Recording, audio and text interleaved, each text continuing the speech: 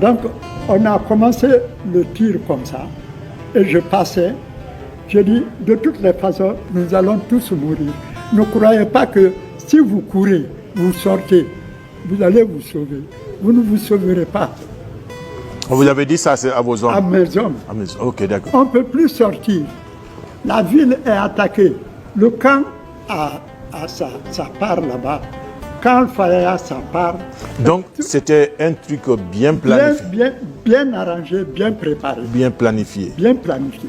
Et ceux-là qui sont venus au palais présidentiel actuel sectoriel sont venus du bateau.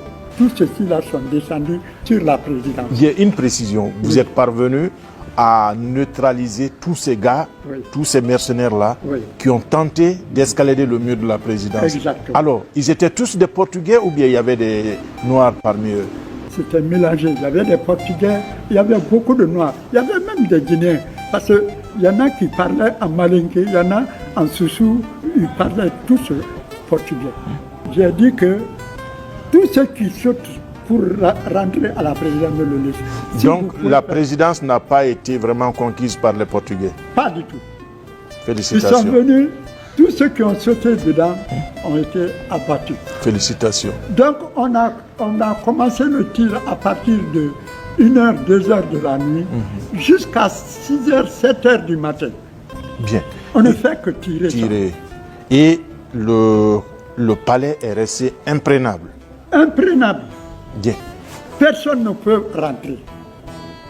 Alors, j'étais le seul avec mes 2 gardes-corps qui me suivaient.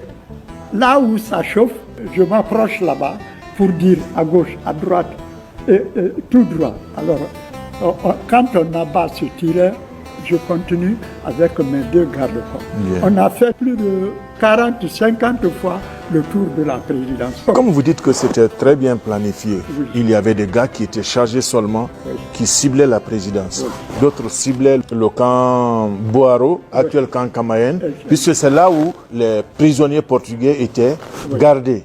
Et de l'autre côté, il y a un groupe qui est parti vers les cages de Belleville, la résidence du président Sékou Touré, et qui a été complètement calciné. Puisque dans les archives qu'on a eu à fouiller, on a vu cet endroit-là complètement calciné par l'agression. Vous avez reçu des renforts après? Le renfort est venu vers les 7h, 8h du matin.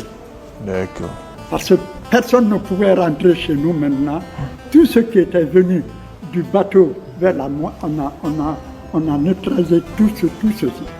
Yeah. Maintenant, du camp Samori, pour la présidence, il y a 2 chars de combat qui venaient. On m'a appelé, Capitaine Keta, il y a 2 chars qui viennent sur la présidence. Je dis bon, tous ceux qui étaient du côté de la justice et du port, tournez, vous restez sur place. Alors les 2 chars venaient, on me dit, ah, il y a 2 chars qui viennent. De quoi il s'agit?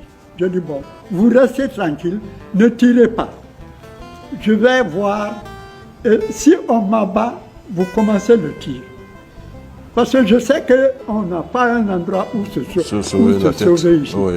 Là, prenons la décision, Allah est là. Si vous mourrez, vous êtes armé. Vous vous êtes engagé pour ça. Donc, j'ai pris mon PM.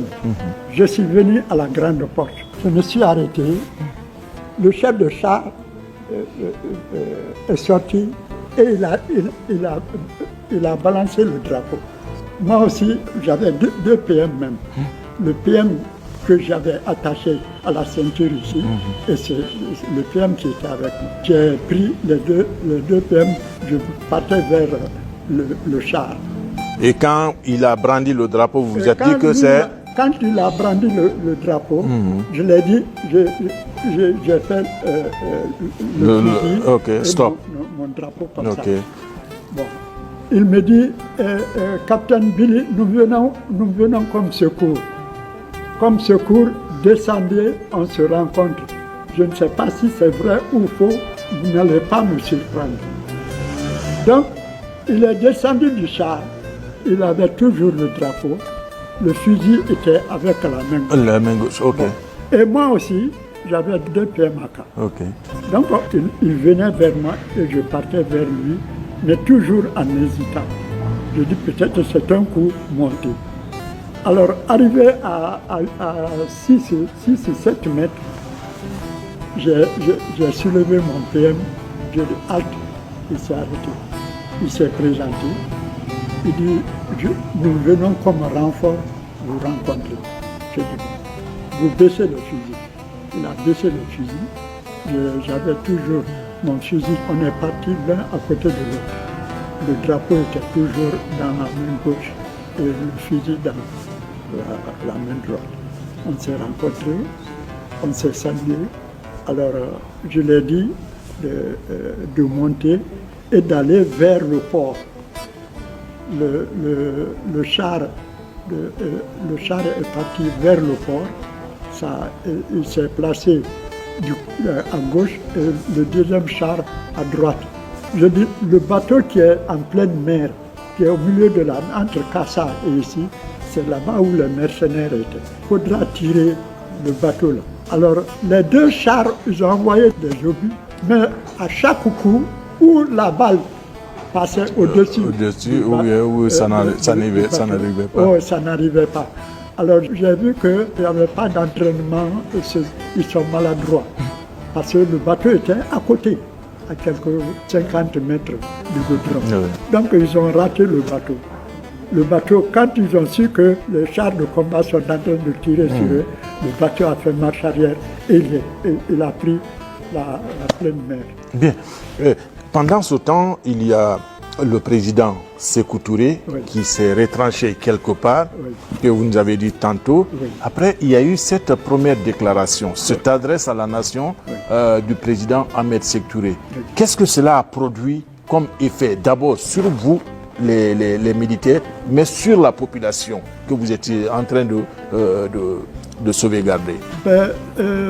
Les ministres maintenant qui étaient du côté de Sékou Touré s'agitaient maintenant pour venir prendre contact avec moi. Eux, ils croient que Sékou Touré est toujours au palais. Au palais, ok. Et que je ne veux pas leur montrer. Celui qui vient, je dis, vous ne pouvez pas rentrer. Je ne reçois personne. Alors, ils me disent, c'est moi. Il dit son nom, je vous connais très bien, monsieur le ministre, mais je ne peux pas vous laisser rentrer. Alors, les ministres sont venus, il y avait plus de 8 voitures qui étaient venues comme ça, mais personne n'est rentré. J'ai interdit la rentrée de tout le monde. Ils se sont garés là-bas et finalement, nous sommes restés là-bas jusqu'à le temps, on a vu les mercenaires qui étaient descendus du bateau et ceux qui étaient en ville, leurs munitions étaient terminées.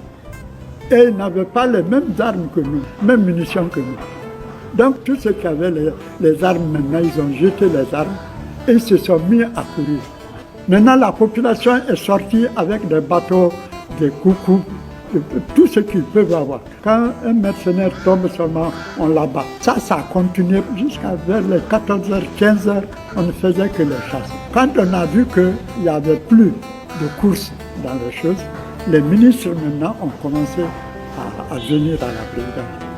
Bien. Voir où se trouve le président. Le président. Ouais. Et c'était la grande interrogation. Ouais. Et vous étiez chargé de la sécurité en ce moment, de la protection de la présidence.